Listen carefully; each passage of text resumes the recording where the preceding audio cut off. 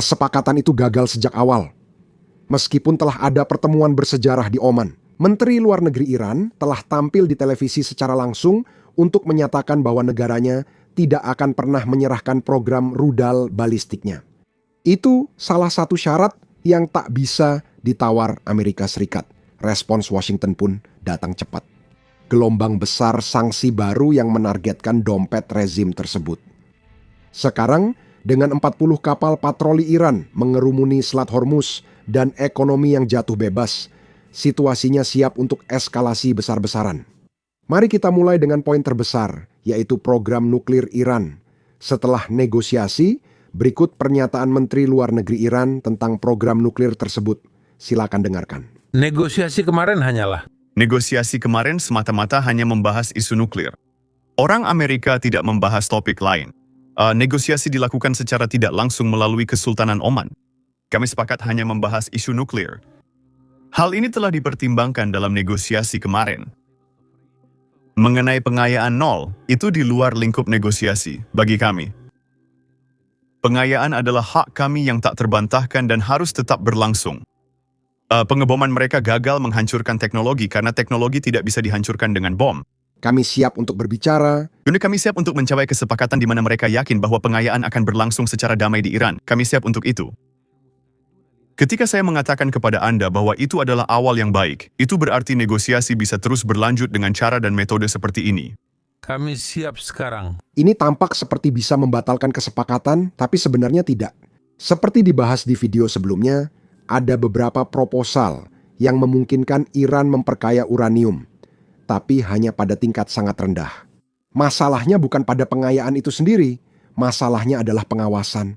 Jika Iran bisa memperkaya tanpa ada yang mengawasi, tidak ada yang menghentikan mereka untuk meningkatkan pengayaan dari 1,5% menjadi 60% yang pernah mereka lakukan di masa lalu. 60% sudah merupakan 2/3 jalan menuju senjata nuklir.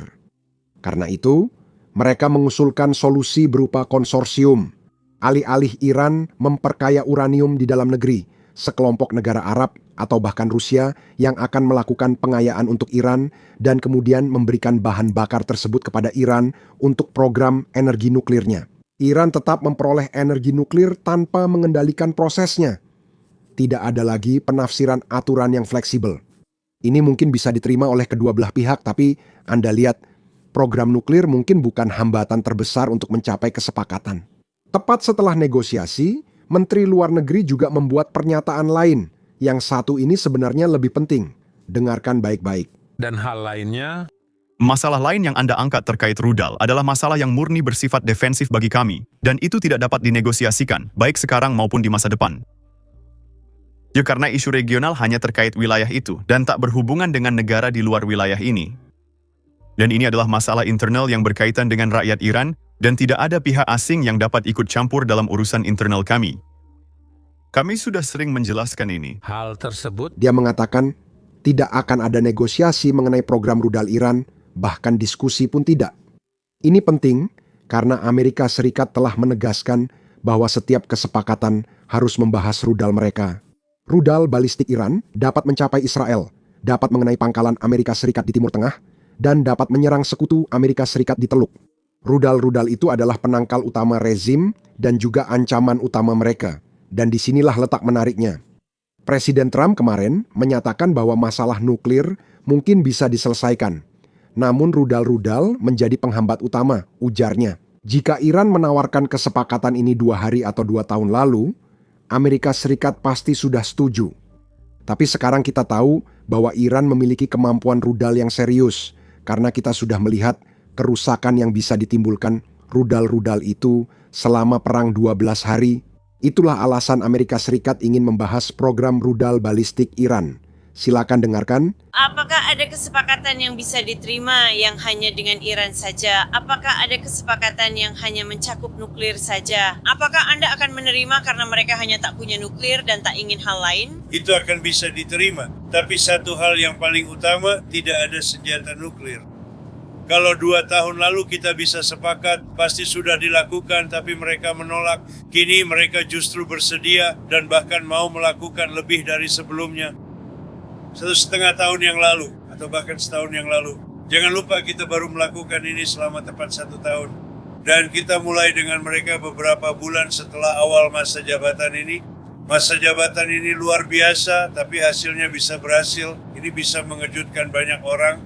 Jika mereka menawarkan kesepakatan ini sejak awal, ketika kita pertama kali mulai, itu pasti akan langsung diterima. Kita lihat saja nanti apa yang terjadi. Baca antara barisnya. Iran mungkin tawarkan konsesi nyata soal nuklir. Itu kemajuan, tapi mereka menolak bahas rudal dan bagi Amerika Serikat itu tak bisa diterima. Iran menganggap rudal sebagai satu-satunya alat tawar dan pertahanan yang efektif selama perang 12 hari, melepasnya berarti kehilangan pertahanan utama mereka. Jadi, kenapa Iran tetap mau berunding? Sederhana, ekonomi mereka sedang runtuh, Iran sangat membutuhkan pelonggaran sanksi, mata uang mereka anjlok, uang keluar dari negara, dan setiap hari tanpa kesepakatan, tekanannya semakin berat. Itulah alasan mereka bernegosiasi, bukan karena mereka mau, tapi karena mereka harus. Mereka sedang mencoba melakukan hal yang mustahil, mempertahankan program rudal, dan tetap mendapatkan pelonggaran sanksi. Kemungkinan itu berhasil sangat kecil. Dan untuk memastikan Iran merasakan tekanan, Amerika Serikat mengumumkan sanksi baru hanya 2 jam setelah pembicaraan berakhir. Departemen Keuangan menargetkan 14 kapal armada bayangan yang digunakan untuk menghindari sanksi, 15 perusahaan yang memperdagangkan minyak dan produk minyak Iran, serta 2 individu yang terhubung dengan jaringan ini. Pesan dari sanksi-sanksi ini sangat jelas. Kami tidak menunggu keputusan Anda, kami segera memperketat tekanan. Dan inilah sesuatu yang dikatakan oleh Menteri Keuangan Scott Bessent saat sidang Kongres yang menjelaskan secara tepat bagaimana kampanye tekanan ini bekerja. Poin yang bisa kami lakukan di Departemen Keuangan dan yang sudah kami lakukan adalah menciptakan kelangkaan dolar di negara tersebut. Dalam pidato di Economic Club of New York Maret lalu, saya menguraikan strateginya. Itu berakhir dengan cuek dan saya akan mengatakan dengan puncak yang luar biasa. Pada bulan Desember, ketika salah satu bank terbesar di Iran bangkrut, terjadi penarikan besar-besaran di bank tersebut. Bank sentral harus mencetak uang. Mata uang Iran jatuh bebas, inflasi meledak. Dan karena itu kita telah melihat rakyat Iran turun ke jalan. Kami akan terus memantau semua mitra Iran. Kabar baiknya, Senator, adalah bahwa kami telah melihatnya dan kami bisa melihatnya melalui pagar kami. Kami telah melihat para pemimpin Iran mengirimkan uang ke luar negeri secara gila-gilaan.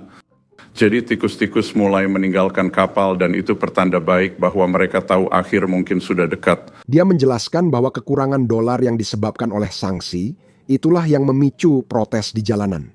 Beberapa orang kini memakai klip ini untuk menuduh Central Intelligence Agency mengatur protes, padahal itu bukan maksud ucapannya. Intinya, dia mengatakan sanksi berdampak nyata di dunia. Ketika Iran tidak bisa mengakses dolar, ekonominya menderita. Dan ketika ekonomi menderita, orang-orang menjadi marah dan orang-orang yang marah melakukan protes. Rezim memilih untuk mendanai Hizbullah, Hamas, dan program rudal daripada rakyat mereka sendiri. Dan sanksi membuat pilihan itu menjadi terlihat. Revolusi yang kita lihat adalah hasil dari semua ini. Jadi bagaimana Iran menanggapi sanksi baru yang dijatuhkan tepat setelah pembicaraan dengan memainkan satu-satunya kartu yang mereka miliki. Tepat setelah sanksi diumumkan, Iran mengirim sekitar 40 kapal perang kecil ke Selat Hormuz.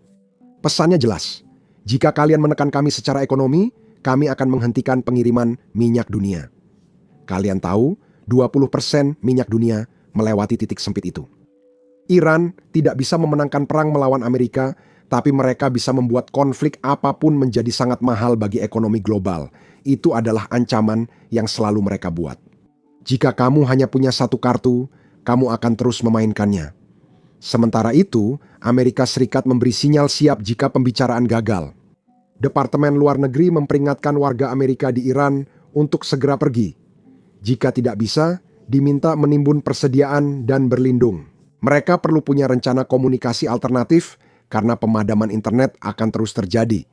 Jika harus bepergian darat, pilih jalur Armenia atau Turki.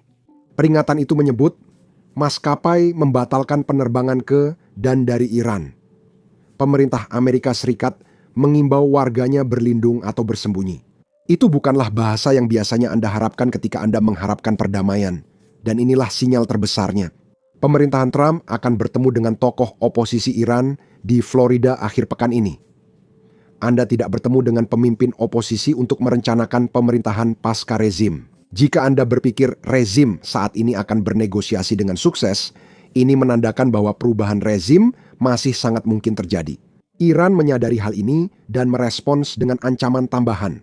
Berikut pernyataan Menlu tentang kemungkinan jika Amerika Serikat menyerang Iran. Kemungkinan perang selalu ada. Kami sudah siap dan persiapan ini untuk mencari solusi tanpa harus terjadi perang. Saya bilang ke negosiator Amerika kemarin, Amerika Serikat punya dua pilihan. Perang dan diplomasi. Jadi kami memilih diplomasi, tapi kini kami lebih siap dari sebelumnya untuk kedua opsi, dan berharap Amerika juga memilih diplomasi. Jika Amerika melancarkan serangan terhadap kami tidak memiliki kemampuan untuk menyerang wilayahnya. Oleh karena itu, kami akan menyerang pangkalan-pangkalan Amerika yang berada di wilayah ini, dan hal ini akan membawa seluruh wilayah ke dalam perang. Kami hanya menyerang pangkalan Amerika, bukan negara tetangga. Sekarang ada perbedaan besar. Putaran kedua pembicaraan dijadwalkan awal minggu depan. Kita lihat perkembangannya, tekan tombol subscribe di bawah agar saya bisa terus memberi update. Saya Sam, sampai jumpa di video berikutnya. Salah satu masalah saat membuat video seperti ini adalah kami menampilkan banyak serangan drone, meski tak ada manusia atau tentara Rusia yang terluka dalam videonya. YouTube biasanya melakukan demonetisasi atau membatasi video kami. Bahkan dalam seminggu terakhir, kami punya 4 video perang yang didemonetisasi menurut YouTube. Menampilkan serangan drone atau rekaman garis depan tidak ramah pengiklan, sehingga video tersebut dibatasi. Tapi inilah kenyataan perang modern, dan inilah perang yang sedang dihadapi serta coba untuk dihadapi oleh orang-orang Ukraina. Kami yakin penting meliput semua ini, sehingga kami meluncurkan platform kami sendiri, Basics Insider. Kami membangunnya dari awal, sehingga kami tidak memiliki batasan apapun. Kami tidak perlu mengaburkan serangan drone kami tidak perlu mengaburkan rekaman garis depan kami, dan kami tidak perlu mengaburkan pangkalan udara Rusia yang dihancurkan. Kami juga tidak menampilkan iklan di situs, jadi kami tak perlu menyensor diri hanya karena pengiklan tidak suka dengan liputan kami. Kami tidak mendanai situs ini dengan iklan, melainkan dari dukungan Anda. Jika Anda tertarik dengan liputan seperti ini, dan Anda ingin menonton video kami tanpa sensor serta mendapatkan konten bonus yang tidak bisa kami unggah di YouTube, maka pastikan untuk bergabung bersama kami di basicsinsider.com. Anda bisa klik tautan di deskripsi atau scan code QR di layar. Dengan bergabung, Anda dapat menonton semua konten yang telah dan akan kami unggah. Selain itu, Anda juga akan mendukung liputan kami dan mendukung channel kami, jadi terima kasih banyak. Nama saya Sam dan sampai jumpa di video berikutnya.